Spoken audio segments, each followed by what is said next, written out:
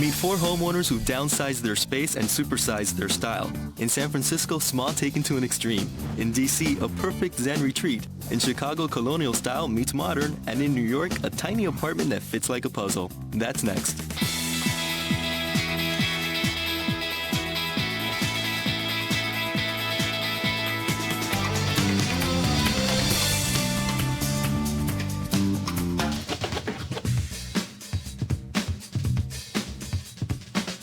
What can you do in a space just slightly bigger than the average bathroom?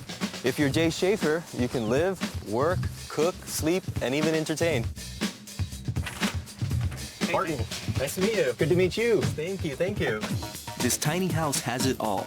A living room, office, kitchen, bedroom, and bath in a ridiculously tiny 70 square feet. My name is Jay Schaefer. I build and design tiny houses. So 2 people live in here? Come in. You gotta be kidding me. This looks like a small playhouse from outside. I know.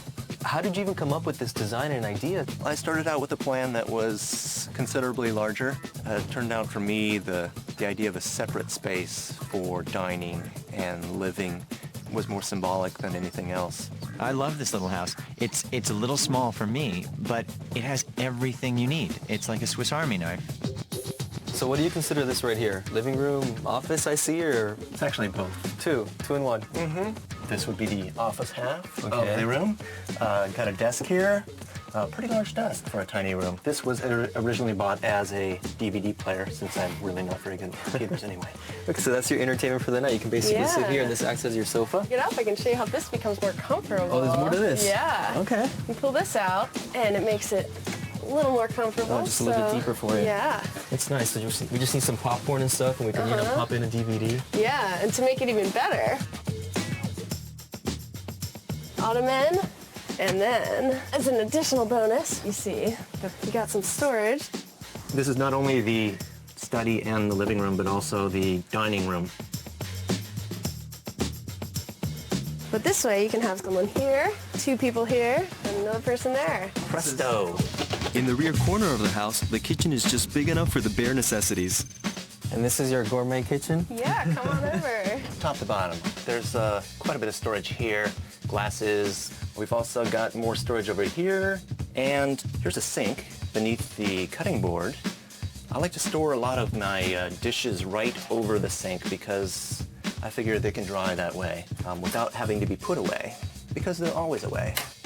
Down below the sink, I've got a refrigerator, very small refrigerator. I don't do much with leftovers. Go out to eat a lot. And that's why I only need this tiny hot plate. I don't quite see how he stays alive in the middle of the woods in this place. You can't store food, you can't really cook for yourself. Well, it's really interesting that he does say he eats out a lot. I guess if you are going to be a gourmet chef, this wouldn't be your home.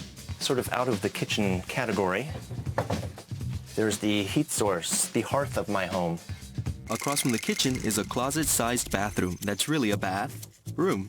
There's not much in here other than a mirror, a simple towel rod, the shower, which is the bathroom, and, of course, the most private realm within the private realm, the composting toilet, available at any office supply store. I emptied it, don't worry. I don't know about you, I'm not carting my business outside every time I use the bathroom, but he has saved himself space. Above the living space is a cozy sleeping loft with a view. So Jay, you sleep up here? That is the sleeping loft. I see part of the mattress. How do you get up here? Well, A lot of, if you're really strong, Muscle. you could do that, or Okay. you could take the stairway.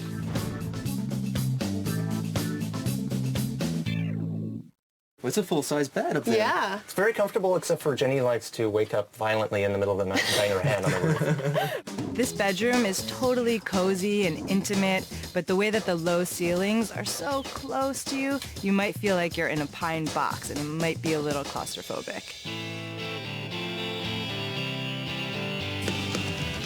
Well, guys, it's a big difference stepping out and seeing all this open space, guys. Yeah, it's spacious. It's a beautiful setting you have your home in. I gotta admit, it was hard for me to see the structure as a home when I first saw it. But, after being inside, you really feel the love. With regards to the construction and the materials, talk to me a little bit about that. I went with a metal exterior for a really simple look. It had to be braced for the road. We came out here from Iowa. It was about 2,000 miles. We've got the lifeline to the house, which is just an extension cord leading from a power source up on the hill. So that's your electricity. And this is for your heat and for cooking and all that as well? Exactly. We haven't needed it yet.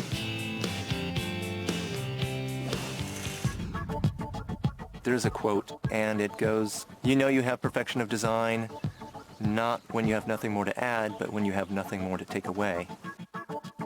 I think a person who knows what they do need to be happy and has pared everything else away and doesn't have that many needs is going to love this sort of thing because it's very liberating.